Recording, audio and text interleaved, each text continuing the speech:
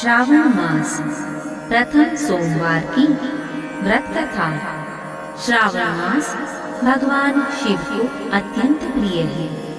इस मास के प्रत्येक सोमवार को विशेष पूजा अर्चना और व्रत का बहुत महत्व होता है। प्रथम सोमवार की कथा इस प्रकार है।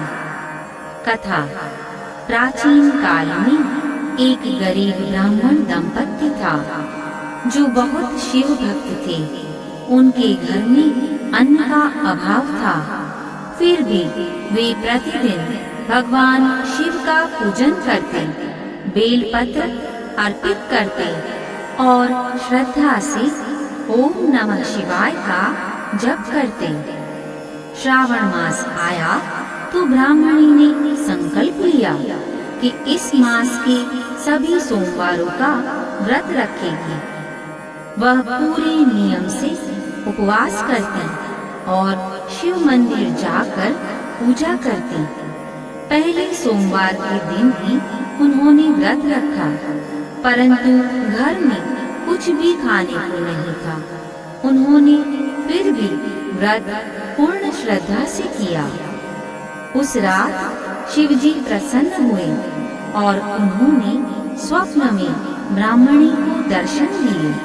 उन्होंने कहा, तुम्हारी भक्ति से मैं प्रसन्न हूँ।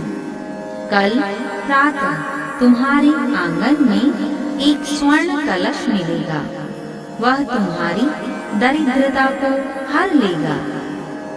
सुबह जब वह उठी तो सचमुच आंगन में एक स्वर्ण कलश रखा था, जिससे उनके घर में सुख शांति समृद्धि आने लगी। उस दिन से ब्राह्मण परिवार धन धान्य से पूर्ण हो गया और उनका जीवन शिव भक्ति में समर्पित रहा। फल: जो भी श्रद्धा से श्रावण मास के सोमवार का व्रत रखता है और भगवान शिव का ध्यान करता है, उनकी सभी मनोकामनाएं पूर्ण होती हैं, दरिद्रता दूर होती है, विवाह संबंधित बाधाएं समाप्त होती हैं और जीवन में सुख शांति और समृद्धि का आगमन होता है।